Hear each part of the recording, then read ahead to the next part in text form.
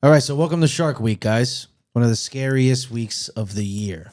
You guys know that Florida has, like, you hear all these stories about like shark attacks, but they don't really tell you where they happen. You know, Florida has the most shark attacks in the world. What? In the world, right? And they're not really that common. I think I Googled for 15 minutes, like we all do. And apparently 2024, there were 14 shark bites. So there's like different kinds of methods. It's like a shark bite and a shark attack. Because you could get attacked by a shark and not bitten by it, but you can get bitten by a shark. And there was 14 bites in 2024. So that's the most in the entire world. But I discovered something scarier than a shark attack. And I came across this because a guest told me about it. Do you know what alpha-gal syndrome is? AGS.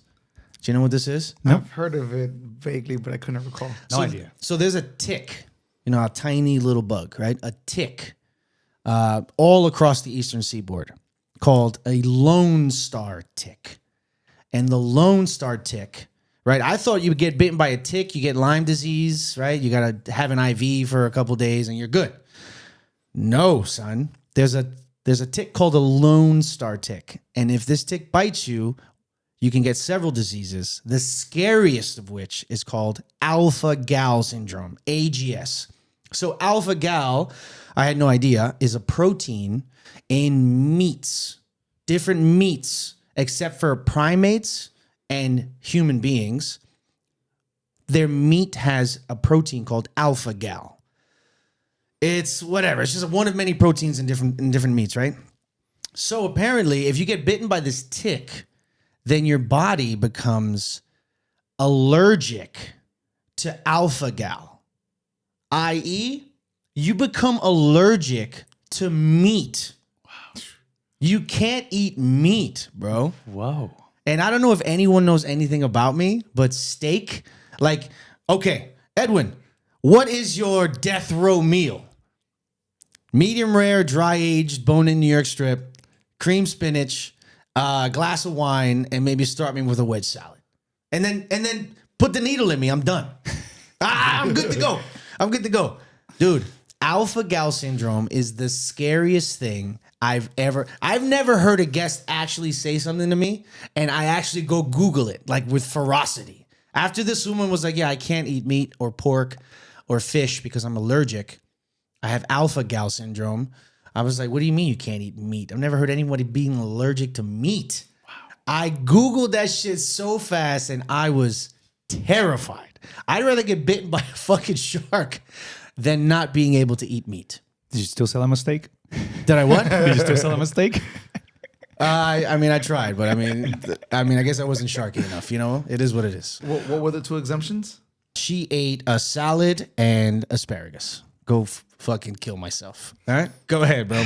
Welcome to FancyBread. I'm Adrian. I'm Ed. And today, in honor of Shark Week, we're talking about sharks. And today we have brought Juan here to help us talk about that as well. Juan, Thank you for having me back. thank you for coming, brother. Yeah, Juan has been back with us before. He, OG. OG on the only audio episodes. We'll put a link in the description below so you can check it out, where we spoke about put a face to the dating name. in the restaurant industry, romance. And that's still going, which we might or might not touch later. Hey, there you go. So a little follow through, just so a little update. First off, we're talking about restaurant sharks, right? And what is a shark? A shark is someone who's very skilled at maximizing their tips and sales. They know how to read guests, upsell effectively, and handle tables efficiently. In other words, a shark is sharp, right? And what are some of those things that make you sharp, right? Being alert, being aware of who and what's going on around you. Being quick-witted, respond quickly, often clever or humorously. And also perceptive, a combination of intuition and observation, about picking up subtle cues. Yeah. But it's varied though, right? Yeah. Because industry, right? So you hear that description, you're like, okay, you envision something. But there are little negativities associated with being a shark. That Absolutely. Kind of like if you know, you know. So some of the negativities are like, okay, so I'm working and I know one of my coworkers is a shark. Yes. I go to, hey, this guy, this person is going to fucking sell. They're going to, but that's the kind of person that might steal one of your tables. Yep. Right? That's the person that's going to gouge a guest. By gouging, I mean creating a situation where a guest has buyer's remorse, right? Right? You go out to eat at a restaurant, you encounter a shark, you don't even know it, and then when you go home, you're like, shit, I shouldn't have bought that. Yep. Buyer's remorse. So sharks are more associated with that kind of vibe. So it's not all positive because you made it sound real fucking pretty. So yeah, and Real cute. I was gonna go there because the reality Okay. is that there's different kinds of sharks. Oh yeah, Right? There's a great white. Yeah. There's a hammerhead. Yeah. Right. There's a nurse shark. Yeah. Sharks that look violent but are very gentle. Yeah. All right. There's that old shark that lives like beneath, like, you know, there's like a shark that's like 100 years old that like whatever it's called. It's like a basque shark. No, there's a basking shark that has a really big, disgusting mouth. There's all kinds of sharks. All kinds of sharks. So that's the whole point. There's Right. all kinds of shark. I like to consider sharking as an ability or a skill, right? Let's say that you're a runner or a basketball player, right? It's not the only thing you do, but if you're really good at it, everyone's gonna say that guy's a basketball player or that guy is a runner. The same way that we have some people in the restaurant industry that we look at and we're like, well, that guy's a shark. Like you can have more skills, but you, sir, you're just a shark. Like some people are that, and those are little big sharks, you know. Those are the ones that never change. Right. It's funny how not nautical, like sea terms are associated with restaurants. So like if you are a guest and you're associated with spending a lot of money, you're considered a whale. That's also that's a gambling term, but it's also used in restaurants. Like, yo, we got this whale coming in. It's like, okay, I already know this person's gonna spend some money. And there's nothing a shark loves more than a big juicy whale. Right, Juan? My favorite. What do you think a shark is in a restaurant, brother? Like, what's your version of a shark? I mean, and I've been in this industry over 20 years, so I, got to see all varieties of them, from the hammerheads, reef sharks, great whites. They all share a lot of the same commonality. Right. Tiger sharks. Yeah, all of them. They all have, some level of confidence and aggression to lead off with. The start of any social interaction between strangers is usually awkward. You get on the elevator with you and your dog and some random guy, you and your dog are looking at the guy, they're looking at you. You're wondering if he's going to pet him. It's that's the initial thing that I know about sharks, is that they break through that barrier very easily. So gain your trust or come up with confidence, and you just don't feel off put by them. You don't feel threatened by them. Another thing that I notice is the way that sharks think outside the box, just like when you see people, diving in those, cages, trying to, with the great whites, and then somehow the great white gets through the bars anyway. We're gonna talk about the cage in a bit. Fuck it. That's one of those things that they use different tactics to get people to spend. They use different tactics to acquire the table. We work in an industry with a lot of variables, so there's a lot of ways to manipulate situations in order to gain favor or put it in a positive light. So I'm going to try to put this in a nice way, right? Because I like to think that there are seasons in your life and seasons as a server as well. One might say that at a point you'd be like, I'm being more of a shark in this season, or I'm being more of a, mirroring guest, being nice, a car salesman. There's different ways that you can tackle your guest and their guest experience. And sometimes you're like, no, I'm going to shark. Would you consider that right now you're in a sharking season? Oh, this season is my shark season for sure. And I definitely had a little reprehensiveness when you guys even asked me to be on this episode of the show, because I said, what kind of light are they looking at me in, But I can definitely understand why, just because, this season, I've set some, financial goals for myself. So I've definitely, that being the driving factor has definitely led to those, we spoke about it the other day, those split-second decisions that, will change the course of your instant, immediate, or soon to be future. And so I find myself, especially working a little bit more, so I'm seeing it. And when you work multiple days in a row, multiple weeks in a row, things like that, you gain the rhythm, and then you don't realize that you're doing it. It just happens. You're just, because you're driven, everything starts becoming second nature. And then and for those of you asking, we're talking about like 7 days a week kind of working. Like this guy works. You know, he's like, oh, I'll pick it up. You know, I put up some hours. You put in the hours. So, you know, some people are out there. And I'm gonna bring some quick shark tips, right? Of what makes a shark, right? One of them is that they're always moving. Otherwise, they die. The same way that a server has to be constantly moving, constantly hunting. Otherwise, motion. you know, so if you got to be picking up those shifts to make sure that you make ends meet or that you make your goals happen, whatever the reason is, right? Because you know, there's a very, what would be the word, motivated individuals for sure. Like they come in because they come here to eat. They don't come here because they want to play. They don't come here because they want to make friends. They come because they want to eat. And this is their hunting ground. Very focused. It's funny because there's times when I'm at work and I really don't give a shit about anything. I really don't care. There's times where I'm that 100-year-old shark, barely moving, like in like the bottom of the sea, where I'm just like, oh, I don't really care, you know. Like if somebody gets really close to my mouth, I might bite them. But I can't hunt. I'm like, I don't care. You just keep going in a little circle, just swimming in a little circle. Right. I'm like, what the fuck ever? Who cares, man? You know, I just want to go home. And there's other times where like I'm like alpha male with it. Like, you know, and sometimes it's necessary. I'll give you a perfect example. You got a table of fucking finance or crypto bros that are in there fucking hooting and hollering.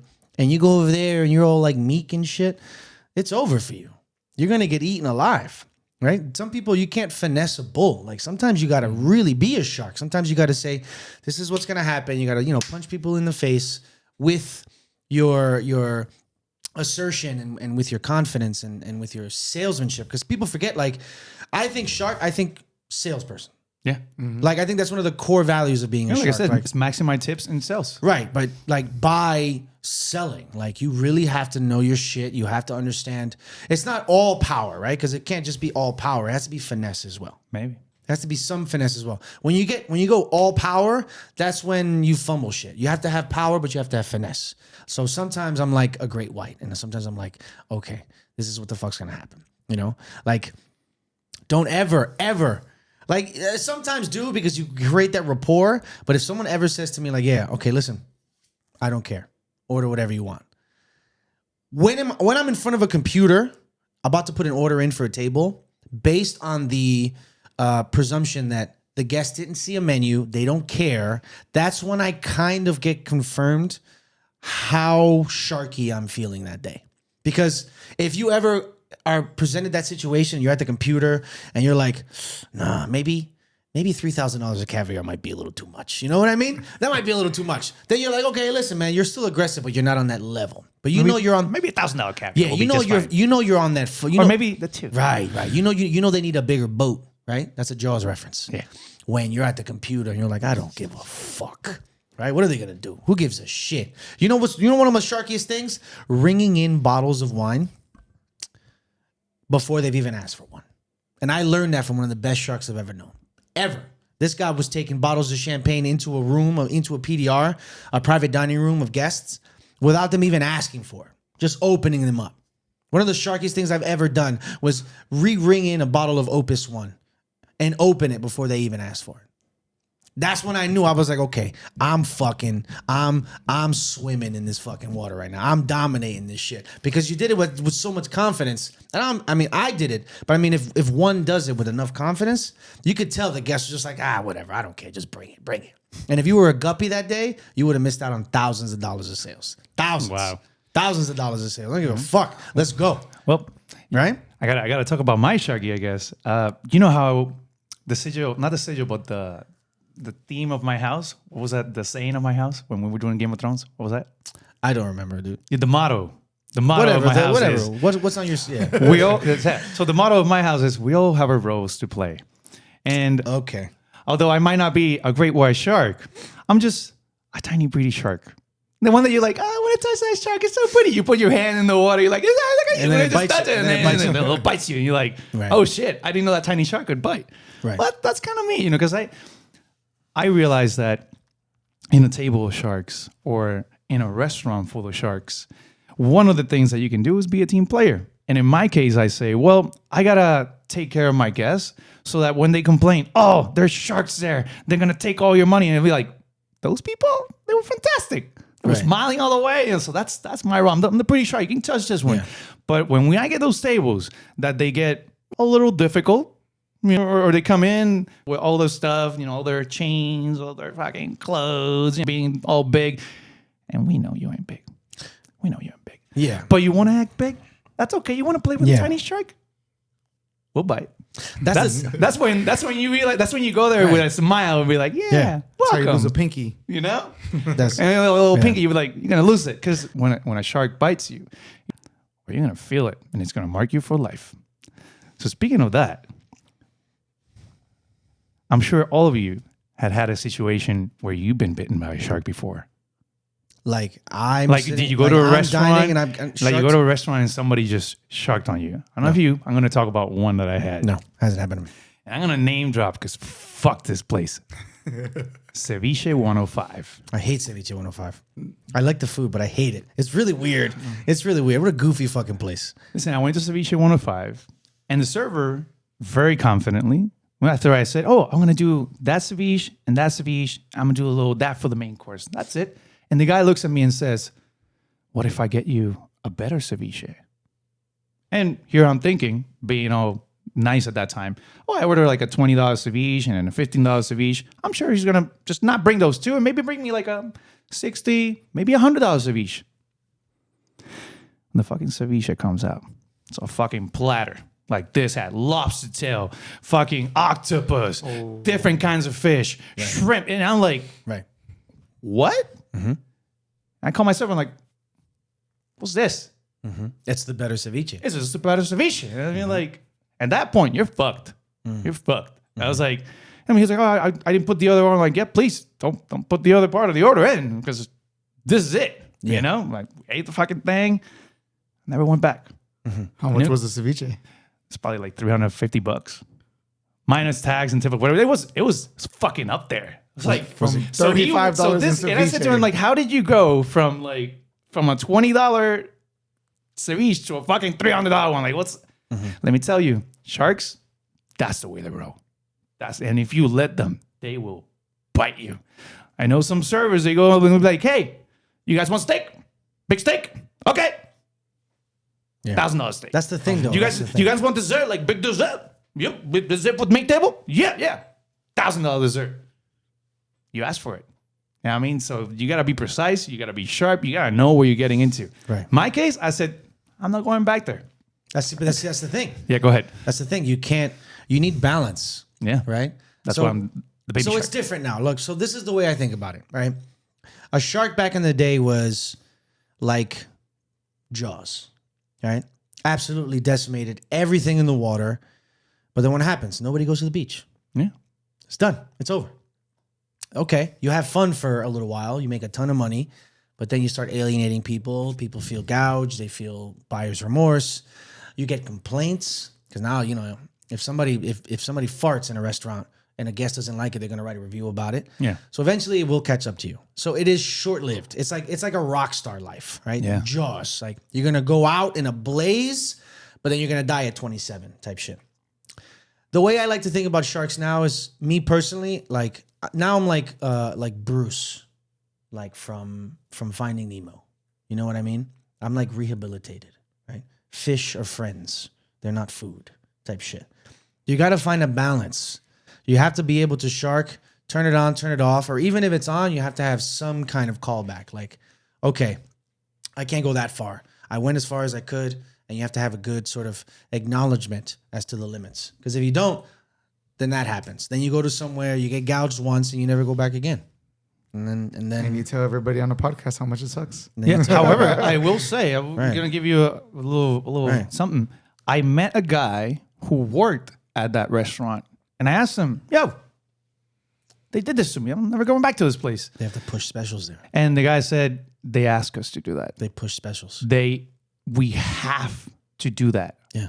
or we're gone. They have a quota. Yeah. Yeah. So At at the- Ceviche 105, they have a quota. Everybody I've ever met that works at Ceviche 105, I asked them, how is it working there? How is the chef? How is the owner? And they go, he's a piece of shit. And it's fine. And when you go to the restaurant, it makes sense.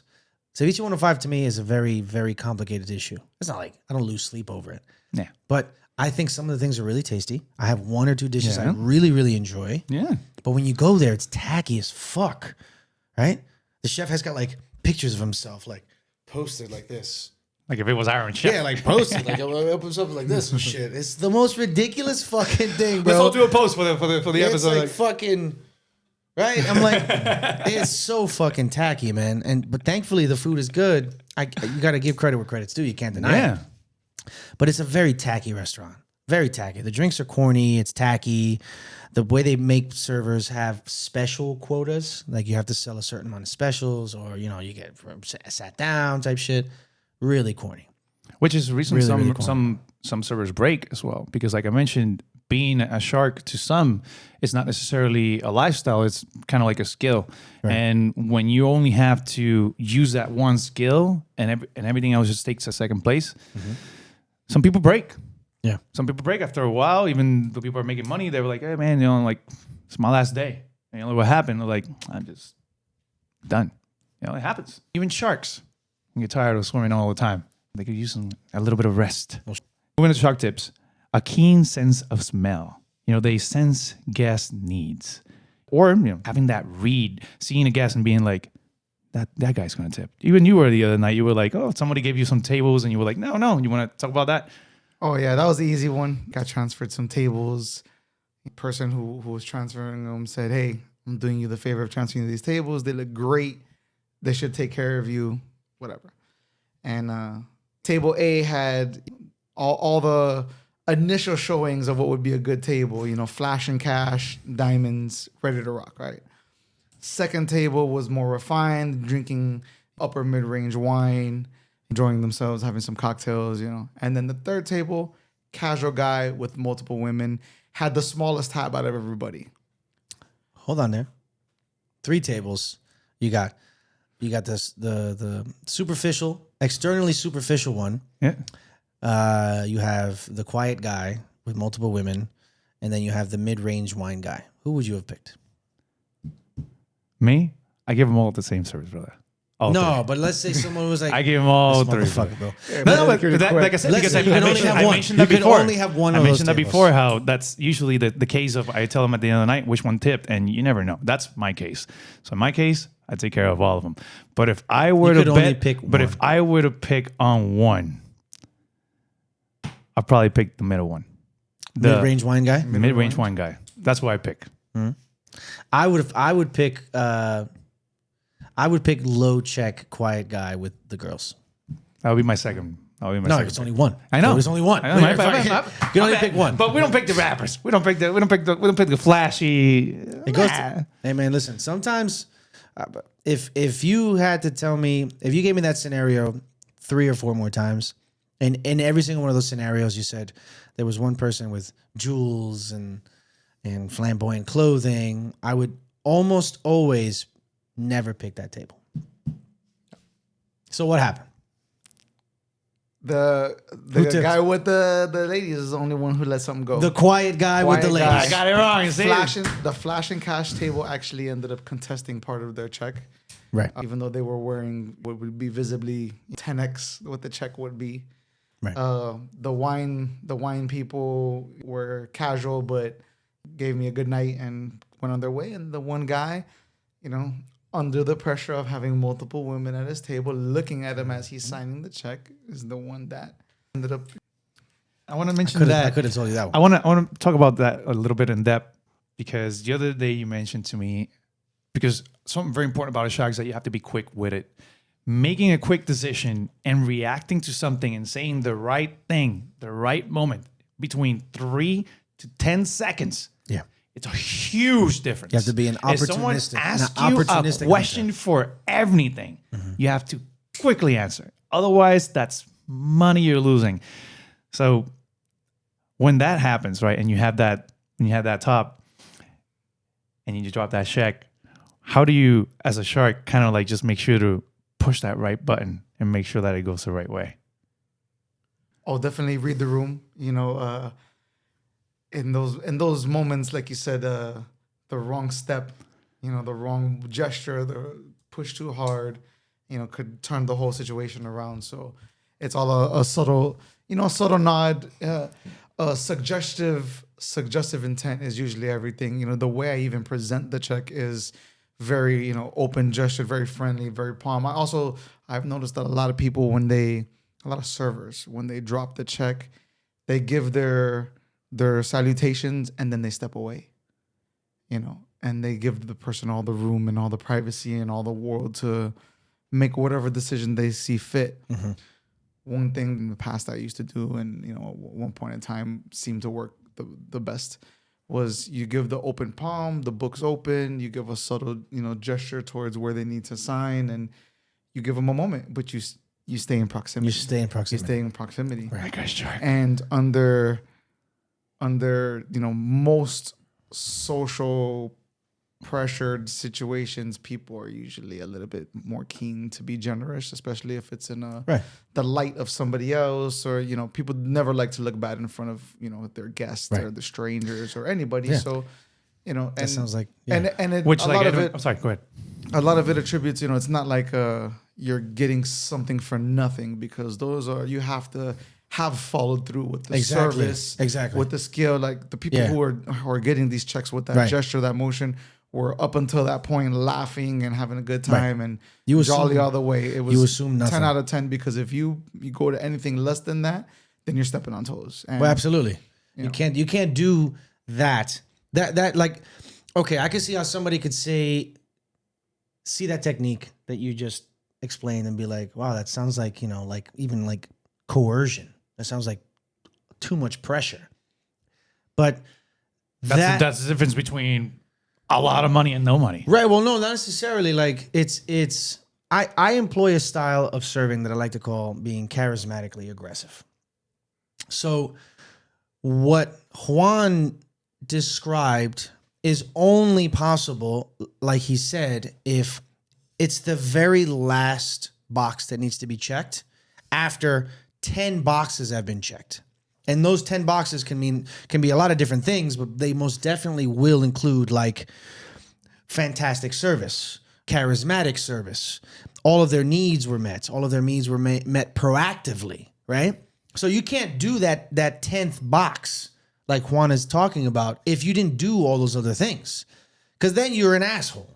Yeah. Right. If you ignored a table for an hour and a half, didn't really sell them anything, didn't gain rapport with them, didn't talk to them, and then at the end you stand next to them when they're signing their check to apply that pressure, and that's a loose term because it's not pressure. Ultimately, if somebody doesn't want to tip, they're not going to fucking tip. It doesn't matter. But you can't do that last step unless you did all these other things. Yeah. All these other things, right? You gotta smell. You have to create that. And you create that by doing all of these things, you know? It's not literally just you're an asshole asking for money. You worked hard to get that money, but you are reassuring that person at the end, this might be the best thing to do, you know? Yeah. Because, hey, remember, I was here. I kind of do the same thing. I stick around. I'm like, okay, so a shark kind of like swims, like they're very graceful, right? So I'm swimming like this. And then when I drop the check off and I kind of swim away, but close. And then if I see that the guest looks up and looks at me, whoof, I'm back there again, like a shark. You know what I mean? Yeah. You have to be close, but you can't do that unless you did all these things. Like shark stuff aside, like real person-to-person stuff, you really have to do some work in order to gain the right to stand next to this person and make them feel like you're there when they're paying. Yeah. Yeah. You know, one that I like to do is I call it, you know, like the little shark touch, right? As I say, you gotta charge that. You gotta charge that up, and then you go to the table and be like, "Thank you very much. It's been a pleasure serving you today." It's like static electricity. You know, like you gotta give them a little bit of that little shark touch, because whenever someone touches a shark and it doesn't bite you, they get excited. They're like, "I touched it. I touched it. I touched greatness, right?" And they're like, "Oh, excited!" You're like, "Yeah, I got you, baby." And then you, like you said, you race away, and then be like, "I'm looking at you," you know? Exactly. I'm looking at you. That's kind of creepy, but yeah, that's exactly the point. Listen, we all have our ways. It's kind of creepy, but it's true. We all have our ways. But it's true. That's how we get it. Creepy, but it's true. I got 3 little rules to share here for you. And these rules come from the Megalodon himself. Because say what you want, but they ain't no bigger shark than POTUS, baby. Than POTUS shark, baby. That's the big one. Rule number 1, attack, attack, attack. Or as he likes to say, fight, fight, fight. All the time. I mean, you just gotta bring it. If you want to make bank, you gotta attack, you gotta fight, you gotta bite. Right? Rule number 2, admit nothing, deny everything. Plausible deniability goes a long way. Plausible deniability. How will would that take how you- would that manifest itself in a restaurant? Oh, you know, I mean, some secrets are best kept searched, because the reality is that diplomatic answer. if you always do well, Yeah. then you can never do wrong. Okay. So if anytime you do a little something, it's like, well, I didn't do it. Shark bites a surfboard. You know, It wasn't me. I was if- biting a manatee. I he wasn't biting a doesn't- surfboard. you know, yeah. I don't. Shark did bites you a see me surfboard. biting They it? don't. I don't see shit. They got to decide whether or not to go blow up the whole ocean to get the shark. I would think maybe it's like you ring in an item that is expensive that they didn't ask for, but their vibe implied that they're there to spend money. Then when they get their check, you just kind of that's when you swim away. You kind of swim away. There we go. That's my version of it, I guess. And finally, rule number 3: always claim victory, never admit defeat. That's some big shark himself. Now, however, some people do love to get sharked. I don't know if you have a story, but I do have one. I had this 4 guys, businessmen, having a great time. Obviously, they go with the big items, having a great time, and they were like, "Oh my god, we love it!" I'm like, "You got anything else store for us?" And I'm like, "I do got $1,000 dessert." And the guy got up. He's like, "What? Are you kidding?" And the guy's like, "We don't need it." And he's like, the guy got up and said, "I make a living selling people things I don't need, and he's selling me something I don't need. I gotta fucking get it." You know, some people love it. And the guy just had a wonderful time. We did the show, boom, boom, boom, boom. And then when they came and the little touch from the shark came, he's like, extra 500 right there. There you go. Have a great day. Give me a pat on the back, a couple cash as well. Walk away. You know what I the mean? best. Some people like to big bit. Some the people, best. Some people some people appreciate the art of the enjoy the shark. experience. Some people like to go cage diving with sharks. Some people like to have a good time, Some man. people like it, man. Yeah. Some Do you people have like do you have a story of someone that you actually bit and they were like, "Oh yeah, that felt good." Yeah, it got me one of my best sayings actually. They were salespeople, and I was giving it to them, running through the spiel, highlighting all the things. They were eating it up. You know, everybody was playing into my hand, and then the same kind of deal happened. Somebody gestured to the person who was ordering and said, "Hey, we might not need that. Might be too much. That might not be. You know what? You got a lot already." And the guy looked at him and looked at me and said, "This guy is selling me right now, and the best people to sell to are salespeople." Because a shark will recognize a shark, and they appreciate the art, they appreciate it, and most of the time, it is a value in the sense that I'm never gonna offer anything that's expensive that's not great. Yeah. You know, the same thing that comes with the skill set, the knowledge of even being a shark. You know, a shark starts off eating guppies. You know, you got to grow up and you got to, you know, look for the seals, look for the whales and stuff. That is, you don't just learn how to do that off a rip. The same kind of rule applies. You are never gonna, you know, push something that you don't know is going to be great or not. And a lot of that extends to you know, the products that we have. We have good wines, we have good steaks, we have good food, and you know, all the restaurants across Miami. But what makes the ones in yours special is that you know about that steak, about that wine, about that food. So you could say, you know what, these two both dishes might have truffle, but this one with the truffle and the truffle aioli and the whatever is going to be better because, you know, yeah, it might be twice the money, but actually these truffles are, you know, imported as opposed to being a truffle oil or whatever. Like the nuances, the variables of everything that we do in this industry plays into the salesmanship. So in that moment when I was giving it to him and he felt that he was just eating it up, he looked at the other guy and was basically like, "Shut the fuck up. This guy is doing what I do and I appreciate it and give it to me." They felt seen. They felt like, you know, like They a mirror felt- of them. Yeah, because Did they- sometimes did they offer you a job? Sharks feel lonely. Sharks are not pack animals except for a few species, you know, coral reef sharks and stuff like that. But great whites don't go in packs. Tiger sharks don't go in packs. So there's always that feeling that maybe you're doing too much or maybe you're not implementing the right tactics and stuff until you run into somebody of your same species, and then you see what they do, and you say, "Okay, I'm not alone." I mean, it goes to show you that's the staple number one. That to be a shark, you really need to know your shit. Gotta know your shit. You can't just I just bite. I do have a couple of questions here for a shark, right? And number one, does a shark need to know their menu? Absolutely not. No, they don't. It helps if you do. It makes you a better shark if you do, a better server if you do. But the reality is, But this is the thing. Do you need to know? Do you need to know the specific menu you're selling, or do you need to know food? You need to know food. You don't need to know your menu. So I'm not contradicting myself because a second ago I said you need to know your shit. Yeah. Then do you need to know your menu? I said no. But That's you not need a to know contradiction. You need to know your shit. Correct. But you don't need to know the specific thing you're selling. Yeah. And but i.e., you don't need to know the specific menu of the restaurant you work at. Your confidence and your general knowledge in food will get you through. yeah. The other day, for example, I say, Juan, like, do you need to know the menu to sell me a branzino? And what do you say? Oh, I told you everything about a Branzino without saying anything at all. Yeah. Let's talk about non-descriptive. You say it lays on the palate very well. It's Right. There's two words. There's two words I use to sell fish. And it doesn't matter if it's true, but it's makes everybody's ears perk if they like fish. It's line caught. Line caught. Doesn't matter what you say.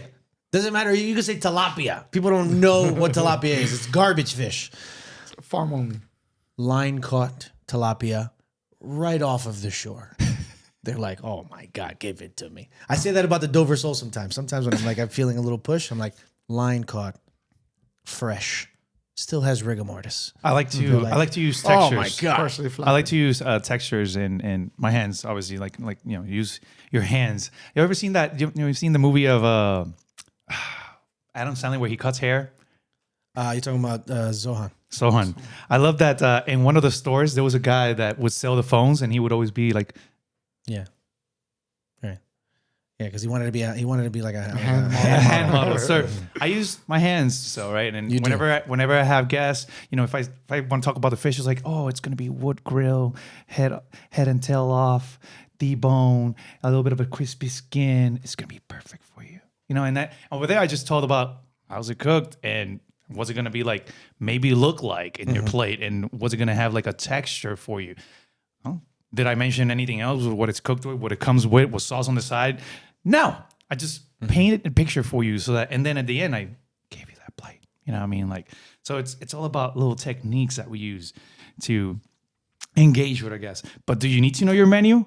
No. You need to know food, though. You need to know food. You need to know how to explain, food. Be passionate about food. Right. Absolutely. Now, do you need to anticipate your guests' needs in order to be a shark? Also no. No, I don't think you do. You don't. Also no. Again, there's different Also types of no. sharks. You don't. And we all know some big sharks or big shark who lacks a lot of these skills and yet still makes the biggest bites. It's because in situations like that, you just always shoot the biggest shot, right? It's like if you're playing baseball and you don't go for base hits, you don't bunt, you don't take 4 balls to walk. You always try to hit a home run, always. So sharks like that are sharks that are like, they either strike out or they hit a home run. Yeah. Got it. Doesn't matter. Nobody's gonna change their mind about whether or not your service was great if you brought the ketchup before or after the French fries hit the table. Yeah, it doesn't matter. Yeah. That, You have 7 Okay. at-bats. You got 7 tables in one night, 10 tables in one night. That's 10 at-bats. And every single one of those at-bats, you try to hit a fucking home run. And if you don't, you don't give a shit. All you care about is home runs. You're not there for average. You're not trying to do nothing except hit a home run. Now, here's another one. Does a shark need to improve their communication skills? Oftentimes, the longer, the better a shark gets, the less they communicate. The less they communicate. So it's kind of weird. Maybe yes, maybe no, because verbal communication, no. I think the better you get, the bigger of a shark, a predator you become, the less you have to communicate. Yeah. But is it true? Because maybe you're communicating less verbally, but you're communicating more with your presence. Yep. With your energy. Right? You're standing in front of a table, broad shoulders, And pose. posing. We do. Right. Exactly. Or you're like a 6'2" tall kind of menacing guy who barely speaks the language. Hey, everything works. Everything works.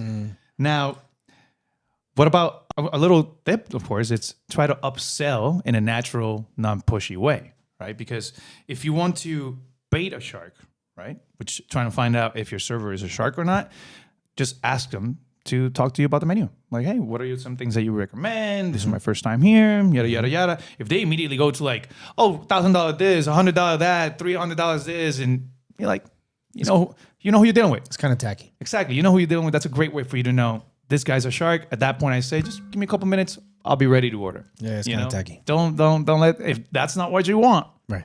if that's not your piece, if you don't want to go in that shark cage, Right. let that go. I think you got to take care. I think another core trait of a shark is charisma. You got to be charismatic.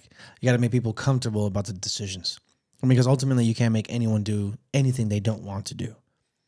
You have to make people do things that you have to make people feel comfortable about making decisions that when they walked in, perhaps they didn't want to do. Because remember, if you're working in a restaurant, like I used to work in a steakhouse where people would like brag about their sales, and I'd be like, that's ridiculous. Like, this is like a Ferrari dealership. You're gonna brag about selling a Ferrari in a Ferrari dealership? Yeah. No. Like, who the fuck cares, right? You brag about selling the additional $180,000 of options. Yeah. That's where you brag. Yeah. This person's coming to buy a Ferrari. Don't brag about selling a Ferrari. Brag about selling the wheels and the carbon fiber and then the seats and the stitching and so like when somebody comes in and they're going to spend money, like that, anybody could do that. Anybody could do that. Where you really say who's a shark is with the consistency and making someone who wants to spend $100 on wine spend $500 on wine. You know, And last Knowing one, how to bridge that gap. how to bridge that gap. and the last one, does a shark need to be attentive to their guest? No, Definitely not. I don't think so.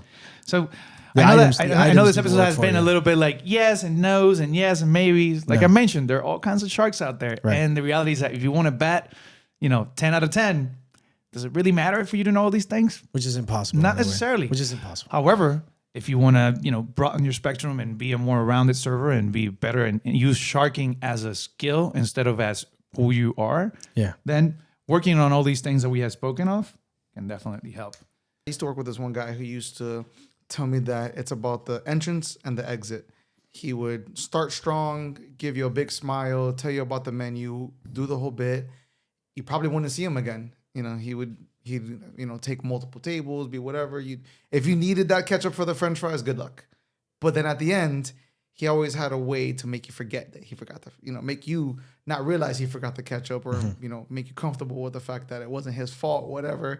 And at the end, he'd still get the tip and he'd still not just get the tip, because it's not always about the money. It's, with the shark, it's not always about the bite. You're trying to keep the meal going. And he would just make people feel comfortable with those facts and make, people, want to come back. And that's really what it's about. That's what it is. There's some restaurants that are particularly designed that way, especially in the terms of service. I worked in this place where there was a captain, a server, and there were bussers, right? So the server was taking the cocktail order, making sure the table was marked and stuff.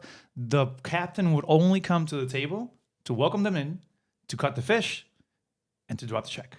Yeah. That's it. Like, this person would not come for anything else. And they're bred particularly to when they come to the table, it's let's fucking sell. And it's like, oh, how about we get up and go to this fish area that I have over here, and I'm going to get everybody up from the table and walk them there and then talk to them about fish, grab them and pull up all this BS and sell them on very expensive fish, throw them back at the table. You don't see me until the end.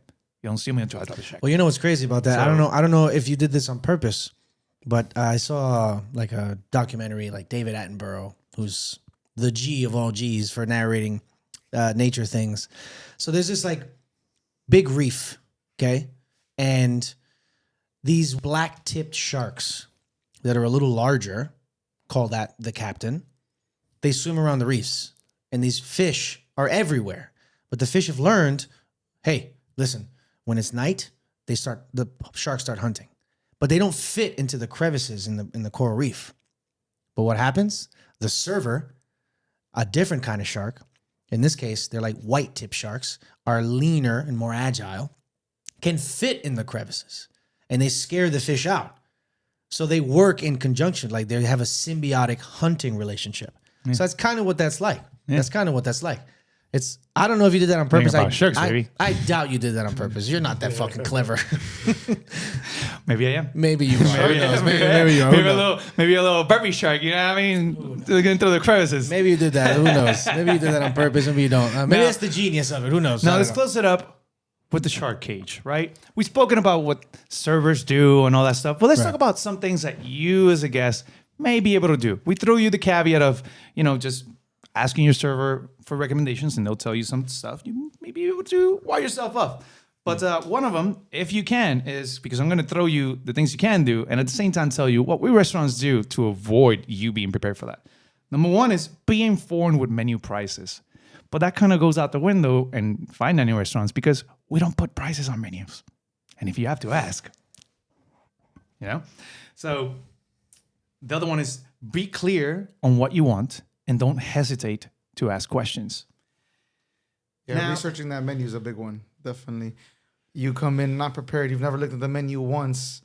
Yeah, the 3 minutes you have at the table to scour before I walk up to make recommendations is not enough for you to make a sound decision on anything. Correct. Be it you're with a spouse, especially if you're with a spouse or a group of people, because you got to play the back and forth. Do you want to share the fries? Do you want to do the? If I come in and just blow all that up and say, you know what, you guys should get the seafood tower to share because it's the best thing, and then, Or would you like a better ceviche? Or would you like the better? Let me ceviche? tell you, we will get you. I kinda wanna try the ceviche, You don't I can't have the lie. time. After hearing You it. might have to look at the menu and I've look never at been- prices. But the reality is, if you don't want to get bitten like that, odds are you're gonna get bitten because the restaurant is built that way, or we, the serve staff, are trained to avoid these as well, right? So try to be clear, right? Another one is politely decline upsells if not interested. However, we servers kind of like swim around this by asking your guest, because you might have said, "Oh, I'm not gonna spend money on drinks," but did you tell your date that? Well, I'm sorry. I'm gonna go to your date and be like, "Oh, miss, you look wonderful today. I have this cocktail. It's gonna look great with your dress. It's gonna be on the sweeter end, a little bit of bubbles, perfect to celebrate. Should I get you started with that?" Boom, done. And may get you another one. And look at the guy and be like, "Sir, will you be joining the lady for a drink as well?" Are you gonna look like that? I'll get a little more. I get a little more gangster with that. I'll be like, Get in there. I'll be like, dude, you gonna let her outdrink you, bro? You look like a little bitch right now. Wine by the glass, or you a cheapskate, huh? You look like a little bitch right now. And then I'll just laugh, and then I'll be like, all right, yeah, So- tequila soda is on the way. So you might politely decline, but remember, if you don't share your plan, which that make you look a little weak. Because Listen, man, if you're gonna let's- tell someone you're gonna swim with sharks, don't tell them you're gonna jump in a cage in a nice neat cage. It's important to distinguish the fact that just because you're a shark, it doesn't mean that you're trying to make people. You're not invested in ensuring that people have a good experience, right? Because like I said, the worst thing ever is gouging somebody, sharking somebody, and then they gave you a better ceviche, and then you never go back. Yeah. It's not renewable. Like, that's not a self-sustaining thing. Eventually, enough people will catch on, and they'll be like, nah, I'm not going to go to this place. They take advantage of me. That's not what being a shark is about. Like I said, now it's more about fish are friends, not food, because you have to be aggressive to sell and make money, but it's also backed up by knowledge. It's backed up by charisma. It's backed up by the fact that, listen, I've never been aggressive with a sale that I didn't believe in. Like, I'm like, yo, you want to get that seafood tower. Why? Because it's actually really, really good. Yeah, I understand. It's not the cheapest thing, but yo, it's gonna look beautiful in the middle of the table. I want to go from you guys all holding menus and bullshitting with each other and thinking about your existential crisis to sitting down, drinking, and eating and enjoying each other's company, which are literal words that I've used. Yeah. Right. So, and then people can resonate with that because that's what it's about. It's about you enjoying your time. It's about you not even realizing the fact that, you got this shark taking care of you. That's where the kind of weird thing comes in. Like, yeah, I'm a shark, but I'm also here to take care of you because I know the waters more than you do. I know where the hunting grounds are. I know I'm going to protect you. Like, I'm invested in you having a good time, because if you don't have a good time and I'm only out for your money, then more often than not, you're going to be like, nah, this isn't for me. I'd again. rather be served by a shark than anybody else. Yeah. It sucks when you go to a place and be like, "Can you tell me the menu?" And they're like, "Oh, that's good," and they start looking in that, and you're like, it sucks. You're like, you don't know these waters, bro. You don't know what's good. Yeah, a positive outlook on the shark aspect, and it's where I try to put myself in when I say that I'm a shark is that, especially in the city, there's an overabundance of luxury restaurants, right? When it comes to high priced, hard to find luxury dining experiences and items, right? Most people are within their comfort zone at all times. People, if they go one way to work, that's the way they go. People who eat a certain type of steak eat that steak almost no matter what. And being a shark is to get them out of their comfort zone to try something that they might not, but with the idea that you're getting value as well. Because something I've seen is that you can get a filet mignon anywhere, right? Yeah. Most of them, in fact, come from the same 2 or 3 sources. Yeah. And they're all choice. They're all choice. And they're all choice, right? You come to my place and we have something that's a little bit more exclusive and elusive. I want to say that one, because not because it's the more expensive item, but there's also a cap on how much you can upcharge on a luxury item. A filet mignon that costs you $10, whatever wholesale price, you can charge $70 for. An ounce of caviar that you charge $150 for, you might get that for $130. Yeah. You know? So if you scale it, I'd rather you have the $130 item for $150, even though it is a larger purchase, than you spending 4 or 5x the value of whatever the product is. So when I guide you and I say, get the seafood tower, get the caviar, get these high-end luxury items, it's not because I want to make the sale as much. It's more because I know that I'm going to gain your trust when you try that and you say that's the best thing I've ever had. Or it makes a moment, a memorable experience by you trying that item that you've never had. Exactly. And saying, wow, now I like this and I can't go back. You expand people. That's one of the because best otherwise feelings you're just going to go and have the same experience you have anywhere else and be like, oh, it wasn't better than the one I have there because you were expecting to be better by doing the same. That's one of the best. That's one of the best feelings ever. Like when somebody says to you, yo, this is the best whatever I've ever had, which I think is, I mean, it's kind of goofy. Yeah. First of all, it's a little goofy. It's a little goofy when somebody comes in and they're like, "Oh, this is the best steak I've ever had." I'm like, "Is it really?" I mean, okay, I believe you, but it also means to me that you have a lot of eating to do. You know? But it feels good if somebody goes, "Yo, I've never had blue cheese on a steak before. It's one of the best things I've ever tasted." I'm like, "Well, It's delicious. it's fantastic, Delicious. and I'm happy to have shared that with you." You know, so I do understand that. Yeah, so it's all about knowing what tables to do sharking on and which tables not to do sharking on, right? Because some, like you said, some guests you want them to return. Some guests, I don't care if you return. I don't want you to return. I don't want the person that came with you to return. I don't want you to tell. I want you to tell your mom, your dad, your brother, your sister, your friends. Tell them all of them, not to come. Tell all of them. That's the thing we didn't touch on. Some right people. now. Yeah, I think we want to bite, and we want to make sure you don't come into our right. waters again. So you might be one of those. I think this entire episode we've focused on making people understand that there are distinctions between a literal shark and when a server refers to themselves as a shark. Right? It's not all bloody. It's not all bad. There are things that cross over in this Venn diagram, right? But ultimately, we haven't talked about the fact that there's some guests that you gouge and you don't give a shit about. And like, I said, they also don't care. Like, right. That's About the dessert. You don't care about. Like, well, you know, get out of here. Nobody cares. Yeah, nobody cares. Don't come. Don't tell everybody you know. Right. Just don't write reviews. Fuck your reviews. Now, 2 more little things. One, which again is set your pace for ordering. And again, restaurants here in Miami, we don't allow that. Full orders, time restrictive. These are things set up so that you don't sit down and waste our time and not make us money. Tables is real estate, and an empty chair, that's money being wasted. We're going to talk about that soon. And then finally, stay mindful of your needs. However, this is kind of hard because places are built to not let you do those things, right? You arrive to this place, it's a little dimly dark. So you don't get to see many of the things. You don't see the menu.